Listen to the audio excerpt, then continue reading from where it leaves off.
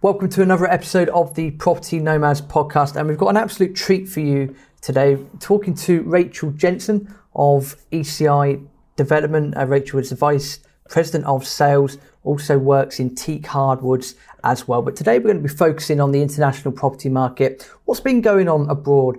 Completely aware that most people listening to this are going to be UK investors, they're going to know what's going on economically here in the UK, but we're going to get an international perspective today, so that's going to be really, really insightful. Rachel, thank you very much for your time. Thank you, Robert. Thank you so much for inviting me to be on. This is a really interesting topic, at least I think so. And I think that being a lot of your listeners are from UK, they're going to enjoy the country that we're talking about as well. Yeah, really looking forward to it. And I don't like date stamping podcasts. It's something we get told not to do. But we are recording this on US election day. So by the time people listen to this, that would have sorted itself out, hopefully, one way or another. But it's going to be good to get a feel of what's going on, in international real estate as such. But before we dive into that, Rachel, give us a little bit of history about yourself and what made you arrive in Belize. How did you come to do the role that you're currently doing? Sure. So I'm originally from New York and made my way over to Pennsylvania for college. While I was in college, I was on the pre-med route, anticipating to be a dermatologist at some point. So in between my sophomore and junior year, I went down to Nicaragua on a medical mission trip. It was a summer term, and I spent a good bit of time down there. And while I was in Nicaragua, I really just fell in love with the country and the culture. I was also taking Spanish in school, so I liked being able to use another language. And when I got back to school, I was like, I don't know if pre-med's the route I want to go. I was shadowing doctors and physicians and just didn't really like being in four walls all day long. So I was looking at options, ultimately applied for the US Peace Corps. I got placed to teach English in Panama.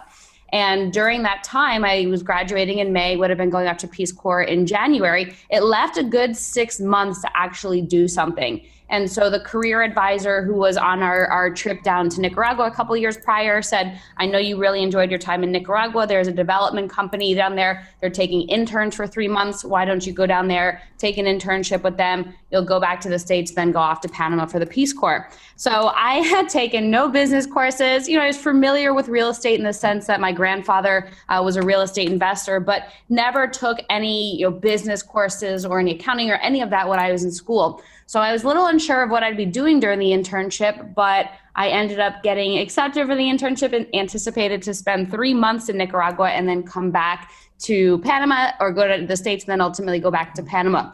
And none of that went as planned. I stayed in Nicaragua, stayed with the development company, been with them since. It's been over 8 years at this point, and really just fell in love with the company, with what the company was doing. In addition to the developments that they had in Nicaragua, they had properties in Panama and Belize and Costa Rica, and looking to expand in countries like Ecuador and Argentina to really create this robust profile of international real estate for international investors and people who wanted to relocate. And I just love the philosophy of offering consumers a choice versus saying we have this one property in this country and this is perfect for you because of XYZ. Instead, we have the opportunity to listen to what the client was looking for and then be able to offer them a selection of products based on what their interests were.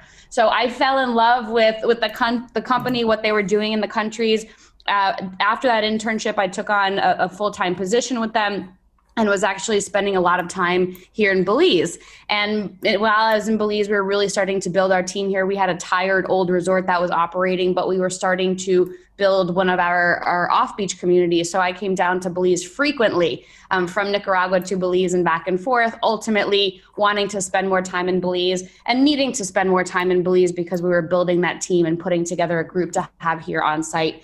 And I just, really fell in love with it. I fell in love with the people and the environment. Belize is a Caribbean country, so you have that colorful Caribbean charm that you find in the other sort of Caribbean countries. But what you find here that I haven't found in other Caribbean countries is the friendliness and warmness of the locals. And there's a lot of awesome synergies between the locals and the expats and the tourists. People are going to the same places. We drive golf carts on the island that I'm located on. It's just a really sort of fun lifestyle here and very family focused, which is something very different than what we actually have in the States. So I've been down down here for a little bit over 8 years now and just thoroughly enjoying it. I'm on an island called Ambergris Key. San Pedro is the primary town. It's one of the top tourism and expat destinations in the country, but it's delightful. If you're not familiar with it, Google it as you're listening to this. But Ambergris Key or San Pedro, Belize, it's a truly stunning Caribbean island. Yes, I mean, I say yes because I'm agreeing with you because I've seen the photos. I've never been to Belize myself, but I have done extensive traveling, in and around Central America. So, going to the southern part of Mexico, Guatemala, Nicaragua, those sort of areas. Definitely Google some photos of Ambergris Key. It's it'll make you want to go on holiday, especially in these winter months if you listen to this in the UK.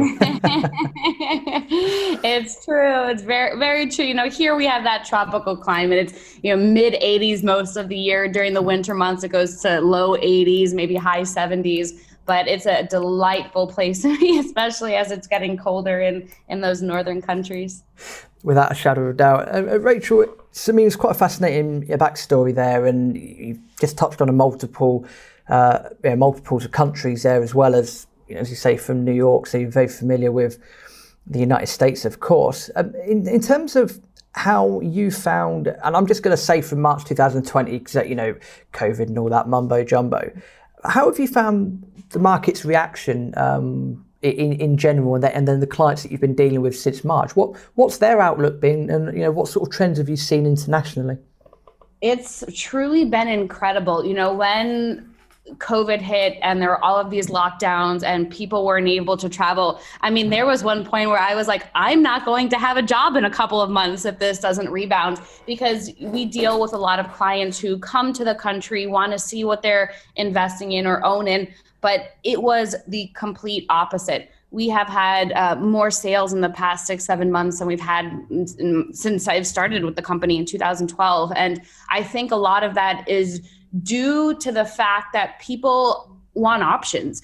Being locked down makes you realize that you should have done something previously. And I think we all believe that at some point travel will resume, whether there's a new normal or whatever that normal looks like. We will be able to go to another country. We'll be able to spend time there. And so what people are looking at is having options. And now, since people have been home for a little bit of time, maybe some people weren't working, maybe you just couldn't leave the house. So people had a little bit of extra time to start researching or to continue researching and find options that worked for them. So, while I was fearing in the beginning that I wouldn't have a job, we've been working more hours than ever, making sure that we are helping our clients find properties that best fit what they're looking for. And I think, going back to it, it really just comes back to this concept of wanting a plan B, wanting options, wanting to be able to serve a marketplace that when it does rebound, you'll have something for them. And so most of our clients, our newer clients over these past 6-7 months, I'd say, maybe about 50% of them have actually visited this part of the world before.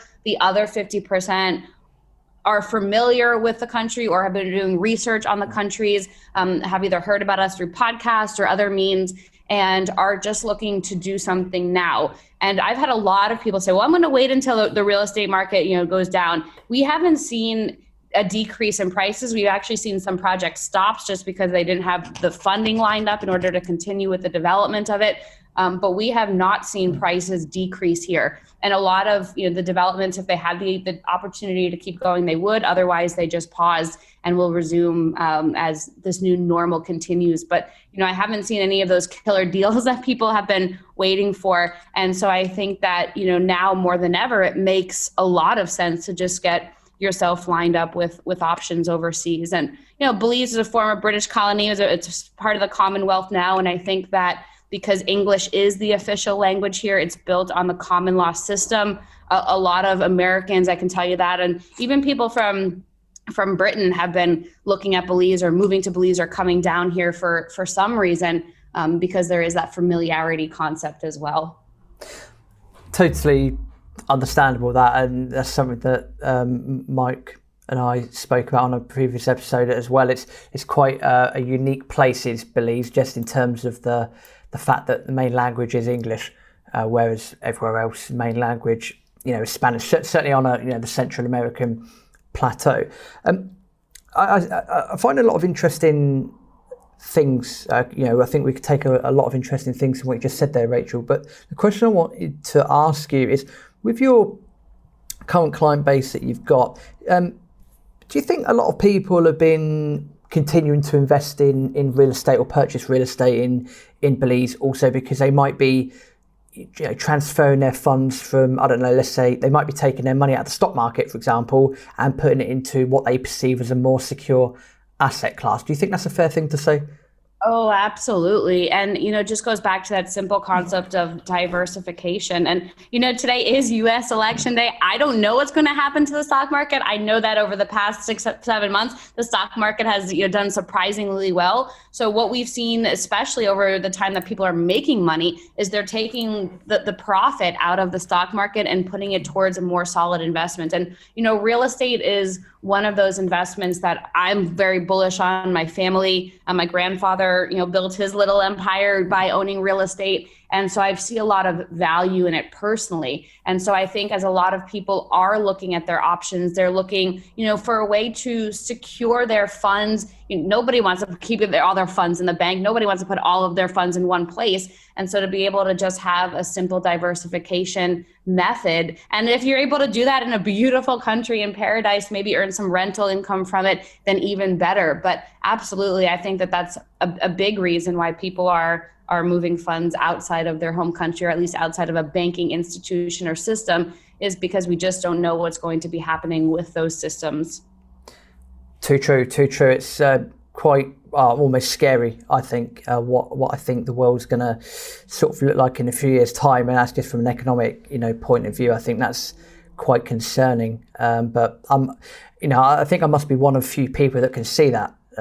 Speaking to a few people recently who have a couple of people involved in the financial side here in the UK, and they said similar, that they're looking at the markets and they are very concerned because all people are doing, or governments or central banks, just printing. Yep. And that's going to lead to not just recessions. I mean, obviously, the virus is the virus, but it's going to lead to, people are saying it could possibly be as bad as it was in the 30s, 1930s there in the Great Depression. So I'm just curious to know if you've had, if yourself or any of your clients have had any sorts of thoughts on the general economics, and if that's helped their reasoning about buying real estate.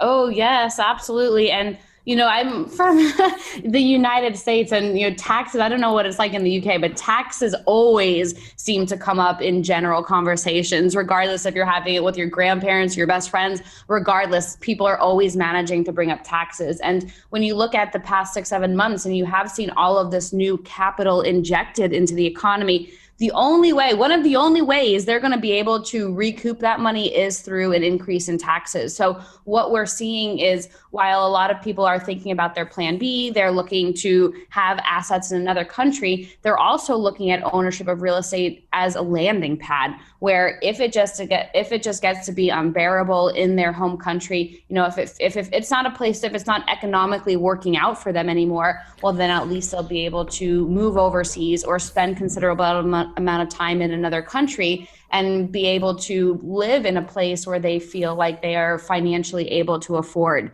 And so that's definitely a consideration. I mean, just all across the board, we've seen people owning real estate for different reasons, not just since COVID, but since our company's been around for over 20 years at this point, and since the inception of that. And one of the driving forces has always been not being able to keep up with your retirement. After you retire, there's just not enough money in your retirement savings. And so looking to stretch the dollar or stretch the pound or stretch the euro, wherever it is you're listening in from, has also been an important part of it. So now with COVID, with all these extra expenses and these extra, the extra money that's coming out, I think it makes a lot of people nervous because we just don't know what the economy is going to look like. We don't know what the new taxes are going to look like.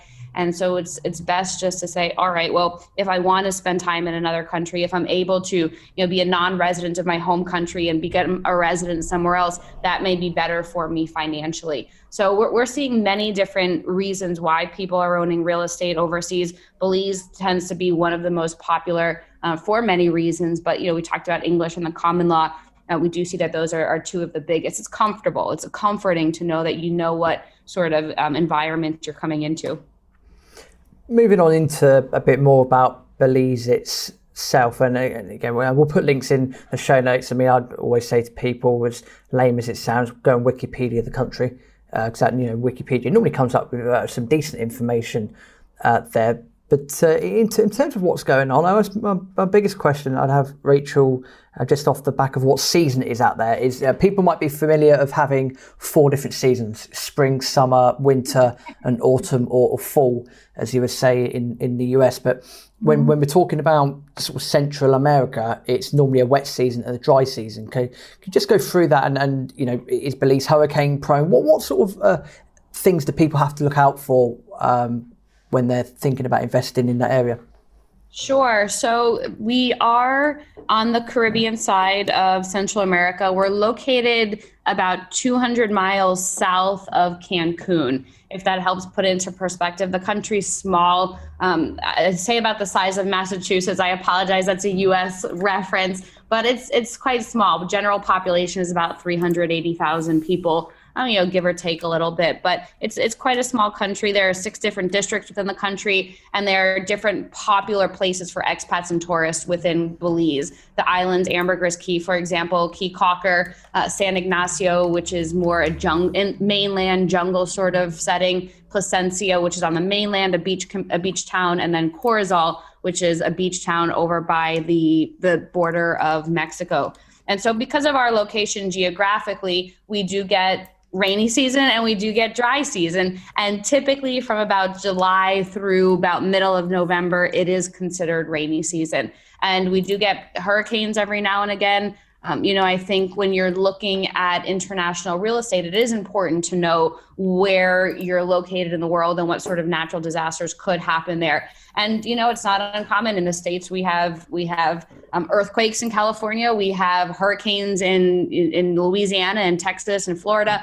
And so what you do is you look for developments that are built to meet the elements and withstand the elements. So hurricanes are not a big deal here. People understand it's coming. They understand it's rainy season. And so what you do and what's important for you as an investor is just making sure that you are buying or owning something that is hurricane proof.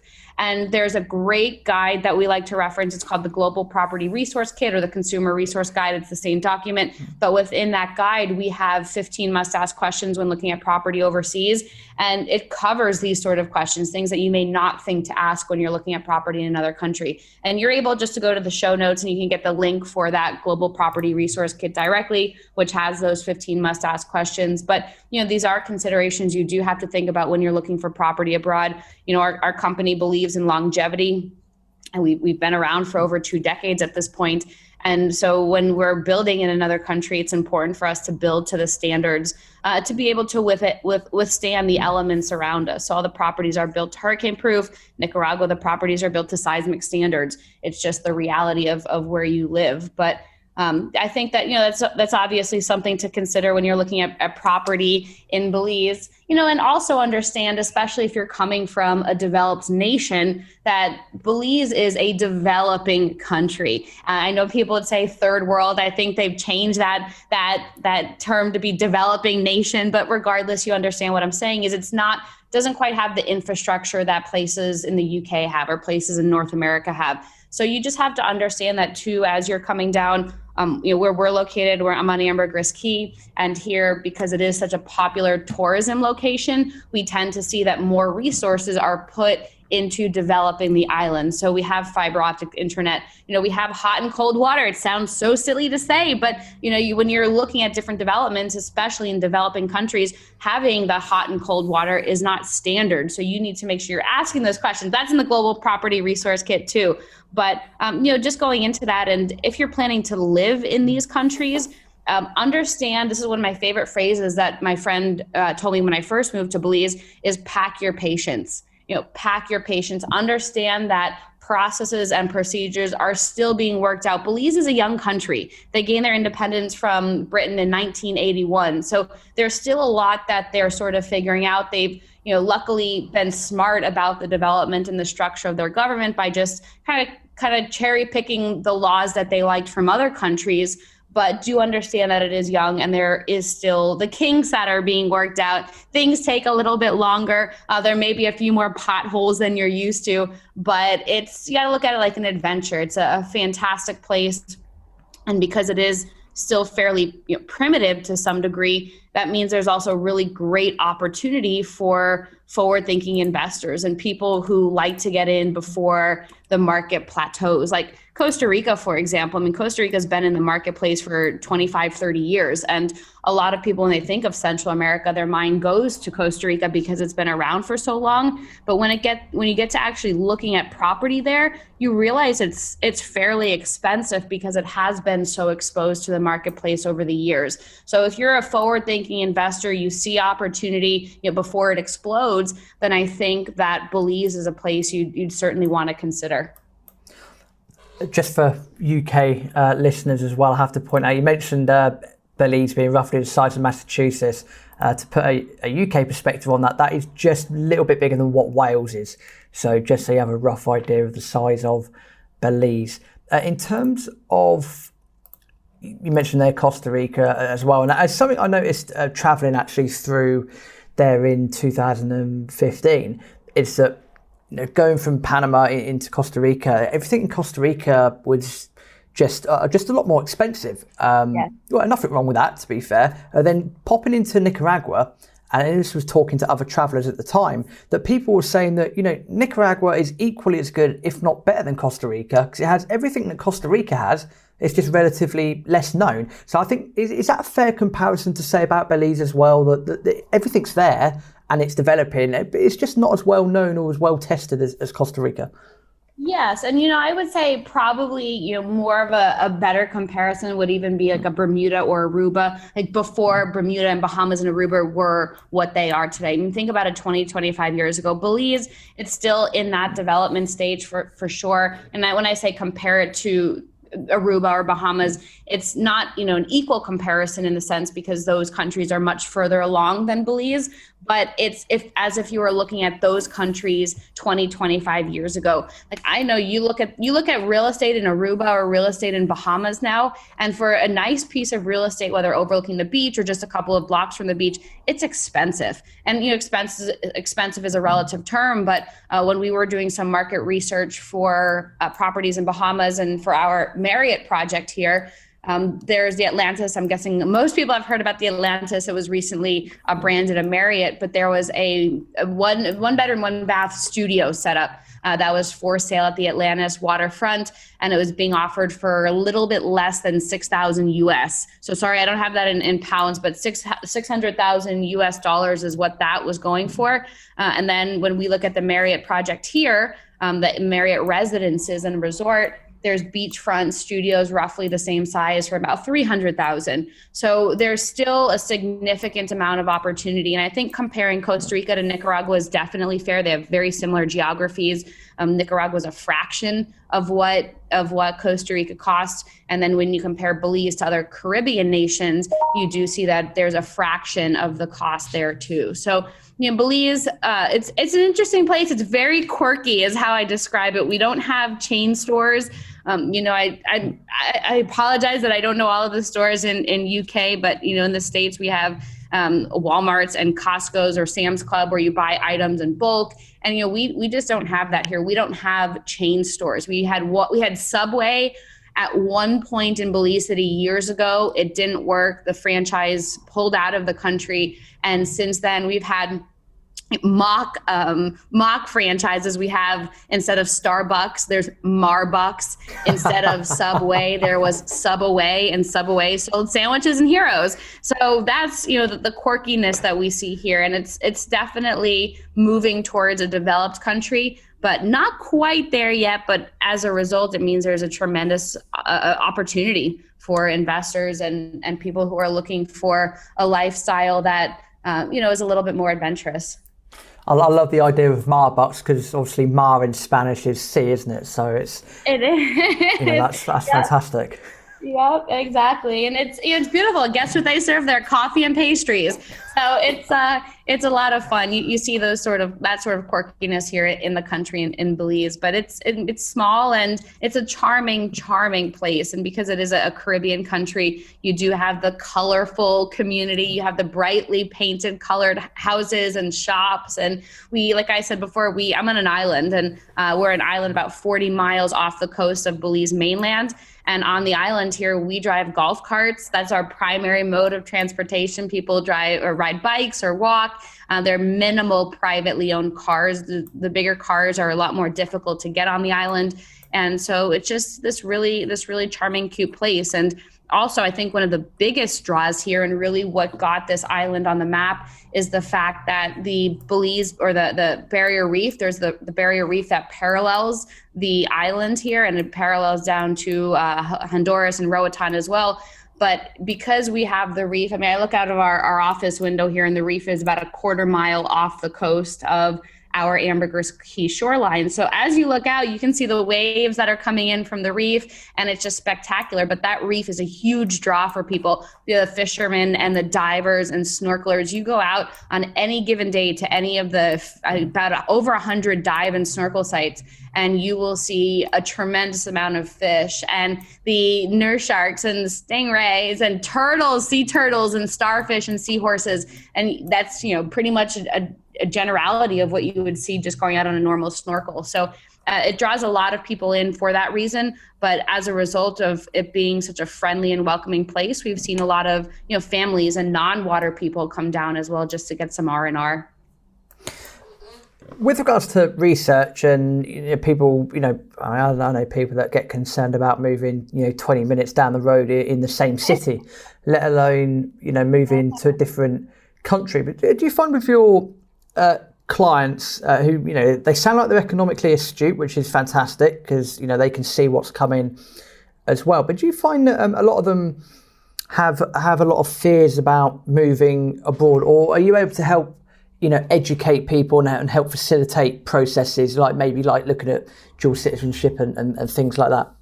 Yes, absolutely. We are very happy to help people with that. We're actually doing a residency webinar tonight. I know that we don't like to timestamp the presentations, but if anybody wants a copy of that, if you're listening afterwards, we'd be happy to send that over to you. But we really want to make it an easy process. I'd say probably about 40% of our owners generally are looking at relocating, maybe not right now, but at some point in the future. And so we can help them get that residency or get that citizenship or however it is they want to move forward. I always recommend I wouldn't recommend bringing all of your items down here unless you're doing a retiree residency and can get the items duty free into the country. Duties here and import fees can be a little bit pricey, but we can certainly help people with that process and chatting with the right people to make it happen. But I would say, to answer your question, Robert, there's definitely a general fear when you're moving to a new country and spending time in a place where maybe you haven't spent considerable amount of time before. Or some people haven't even been to the country before. And I get a call and be like, all right, I'm moving everything. I got the registrations for my cat or my dog, and I'll be there next week. Can you pick me up from the airport? And some of these people have never been here before. And, if you're looking to relocate, I would always recommend visiting a country before you come, but also keep in the back of your mind that the move doesn't have to be permanent. If it doesn't work out, then you can always go back home. You can always try another country. So, rent before you end up buying if you're thinking about relocating. But if you're thinking about investing, then, it doesn't always matter what you would personally think. If you like the place, just think about the numbers. Is there the occupancy numbers here? Is there the tourism to support an income revenue coming in? But a lot of different ways to factor it, just depending on what you would be interested in and how you would want to move forward. It's a great point you make there, Rachel, about renting, try before you buy. Yes. Effectively, because I know that, from everything you've described and everything like that, it sounds incredibly exotic. And again, having been to, roughly that part of the world, I can see why. I know that I am the worst beach person in the world. I don't think I would survive too well being that close to the sea and that close to the beach. But that's the personal thing. I'm sure there's many people out there that love that. And when you say sort of rent before you buy, From your experience and the experience of working internationally, what would you say is a fair time frame? Would you try it for a week and you're done? Would you try it for 6 months and that gives you a better idea of the lifestyle? Or would you recommend maybe a year? Because again, you're looking at a 6-month sort of wet season, a 6-month dry season. How would you approach that? Sure. I would say 3 to 6 months would probably make a lot of sense. And you can always extend that. You can always make it shorter. But I would say 3 to 6 months on average would be good. You could also do it, at the tail end of one season going into another season. It's important to see high season versus low season as well. High season is when it's nice and sunny, and low season is, as you probably guessed it, when it's rainy. And so there are two very different feels on the island during those times. And it's funny because the people who live here and have been here a while, they in a sense look forward to rainy season because it's slower, it's a little bit quieter in town. But high season is where businesses are making money. So of course they appreciate that as well. And when you're coming down, that also means if you're here during high season, there's usually more to do than there typically is during slow season or low season. But it just depends entirely on how much time you're able to take off. And I know, one of the concepts, especially surrounding the podcast, is being a nomad and being able to spend time in other countries for however long. And especially if you're able to digitize your business or you can work from your computer and you have that sort of flexibility, then make it as long as you feel comfortable. But I would recommend about 3 to 6 months overall in each place and see how it goes from there. And one more question about Belize in general, because obviously we're focusing on, Ambergris Caye, Key, I should say. As he's pointed out, it's, an island, so it's a small part of Belize. So what about the rest of Belize in general? Obviously, you've travelled around there. What feedback can you give to people that would want to explore other parts of the country? Yes, and that's a great question. I love all of Belize generally. I think it's a very beautiful country. It's small, but each of the different districts has something different to offer. So there are, of course, the islands. And, I can tell you, Robert, I'm not much of an island person either. I'm here because of work and I've grown to enjoy it, but I'm like mountains, cooler climate, hiking. The island is flat. The highest point here on the island is this little bridge to get over to the other side. So I totally understand. And every once in a while, at least once a month, I try to take a trip to the mainland to get off. Island fever is real and you do what you got to do in order to avoid that. But I like to take trips over to the mainland and explore the different areas.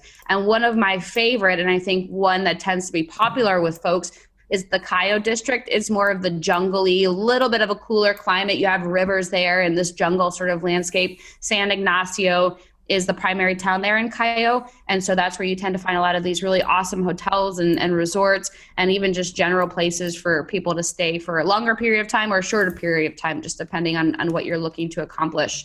Another really neat part of the mainland is called Placencia. It's on the southern part of the country. It's on the waters and it's not as close to the reef. So Ambergris Caye tends to get a lot of the divers and fishermen traffic because there's just awesome proximity to get to the different dive and fishing sites. Placencia, because it's further south, it's a little bit further from the reef. So it takes a little bit more time to get out there. But ultimately, it's where you it's like a even more laid back beach community than Ambergris Caye is. So it's a little bit quieter from that sense, but still cute and charming as well. And then in addition to that, there's the northern part of the country, another little beach community called Corozal. But we do see people like to spend time in Corozal because it's close to the Mexican border. So you can easily hop over the Mexican border and do some big shopping at that Walmart or Sam's Club or whatever chain stores, Home Depot. Like we don't have that here. So we have the mom and pop shops, which is neat because you're supporting locals. But if you're looking for more of that mass sort of shopping, you can certainly do that over in Mexico. So, San Ignacio is the Cayo area. Placencia is one of the other beach areas. And then Corozal is over by the border of Mexico. And then, of course, we have the Keys, Caye Caulker and Ambergris Caye. And those are definitely more of the island sort of lifestyle, no shirt, no shoes, no problem sort of motto, people walking barefoot on the beach. And it's just very, very laid back and very charming. But yeah, there's something here for everyone, I would say. And depending on what you like to do and how much time you want to spend in each of the sort of geographies, you can certainly do so because the country is quite small. Well, thanks for sharing that fascinating insight. I think it's really, a lot of great information there. A lot of references again. We'll put a lot of stuff, a lot of the things in the show notes as well. Rachel, just quickly going back to sort of the economics, that's sort of the meat and potatoes of this episode as such. Going to ask you to look into your crystal ball now. Any economic predictions, housing predictions in that part of the world for 2021, 2022? Sure. So the country, Belize, recently reopened its borders for tourism and second homeowners in October. Earlier in October 1st is when the borders reopened. And there were some pretty strict procedures for people who are coming in. They've since loosened them. So I think that people, generally are going to start trickling in. It's definitely going to be a slower high season. So high season is typically about December through about May, June. And I think it's going to be slower compared to any years that we've had previously. But I do believe that end of 2021, so that high season of 2021 going into 2022, we are going to see an increase in people coming. And a lot of it is just this proximity to North America. I've heard rumors that there are going to be direct flights at some point from Britain from London, specifically over to Belize City. So it'll be easier for you and other Europeans to get over to the country. But I think that it will rebound. I think it'll take a couple of years to do so. But what we've seen from our investors is they're also looking for pre-construction projects, because it doesn't make sense for them to own a property that's already built right now when there's not really the tourism to support their rental coming in. So they're looking for pre-construction projects that would be done in a year or a year and a half or 2 years from now, as we expect the market to rebound. And we, as a development company, we work with a couple of different chain hotels. We work with Marriott, we work with Best Western, and there have just been a tremendous amount of reports and studies done that indicate that as people are starting to travel again, they're putting more trust in branded hotels versus Airbnbs. And that's because as a branded hotel, there are certain sets of procedures and protocols that you must follow. Airbnb, it's a little bit more flexible. People say they're going to do it, but as a branded hotel, you must follow those safety measures. And so there was a great article in Travel Pulse, I believe it was, that just looked at people's Google searches, and based on the Google searches saw that as they were looking for holiday or vacation accommodations, they were looking in branded hotels. So I think that's also something important to note as well, is trust a brand. Brands have been around for a long time. And with a couple of opportunities, we have you own the condo, and then it's just franchised with that brand's name on it. So there's a huge advantage to that too. But overall, I think it is going to take a couple of years. I know I have family and friends who are so antsy to come back down and visit. The next group is coming down December 2020. So I think that it will slowly start again. People want to travel. People are getting tired of being cooped up. And as there is just more precautions, I think, in place and people feel safe to do so, we will certainly see that rebound occur. Wonderful. That's you left me a bit speechless there, Rachel. I love the insight, and I think your contribution to the international markets is incredible. And thank you for the insight that you've given us today. I think it's really, really valuable, and again, a lot of lessons there, a lot of practical hints, tips as well for people that are looking a bit short, medium and long term. So thank you very much for that. Of course, you're very, very welcome. And of course, we'd love for you to reach out. We have that Global Property Resource Kit. As mentioned, you can find that in the show notes. Then we also have country handbooks. So Belize, obviously, for this one here, but we also have Costa Rica and Panama, Nicaragua, just depending on where you're looking. But I would certainly recommend Belize as a place for people to relocate or invest in. It's an amazing country. I'm happy to send you more information about it, videos, photos, anything to help you get a little more acclimated to this wonderful location. But I would certainly recommend, when you're able to, come down and visit us as well, and you get to see what the hype about Belize is really about. 100%. I'm looking forward to it. Got some plans in the next couple of years to start exploring relocation to Mexico, because that's where Mrs. is from, and like the idea of being out of the cold and the miserableness of a European winter. To be honest with you, so lovely. Rachel, we'll put all the necessary links to documents, etc., in the show notes. Any final words of wisdom?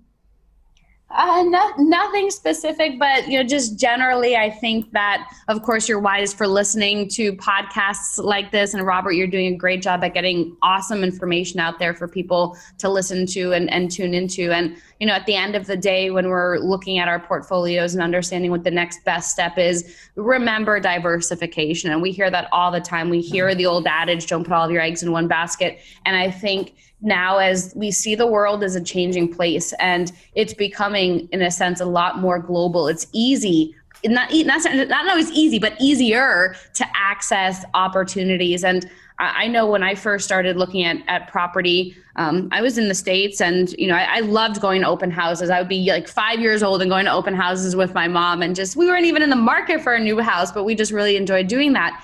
And I always thought that owning real estate overseas was something for the ultra wealthy. And I think that I thought that because in all of those, celebrity magazines or shows, you hear about these celebrities having mansions and $100 million homes in other countries. And, they have this wonderful vineyard mansion in Italy and it only costs 250 million euros or whatever it is. And so there was never really the talk about affordable real estate for people who aren't celebrities, for people who aren't bringing in millions of dollars every year.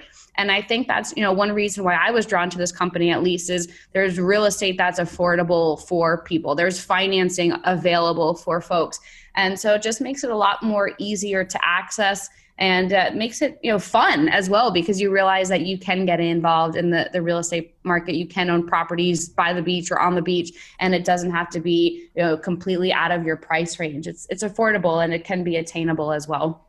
And life's about having fun at the end of the day. Regardless of what's going on, we should always aim to, walk around with a smile on our face, or if not, try and put a smile on someone else's face and make their day. So I think that's an important factor as well.